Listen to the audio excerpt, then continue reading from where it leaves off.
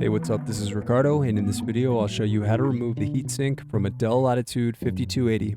If you're looking for parts for this laptop, go to our website and use this coupon for a 5% off discount.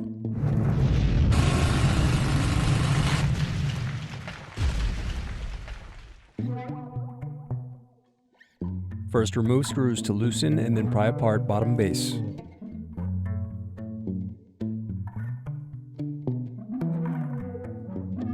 Next, unscrew and disconnect battery.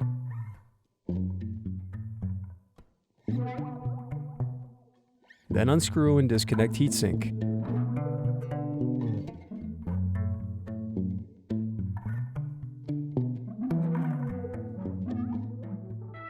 Thanks for watching. Don't forget to like and subscribe if you enjoyed this video. And if you need more, check out this playlist to watch other tutorials for your laptop.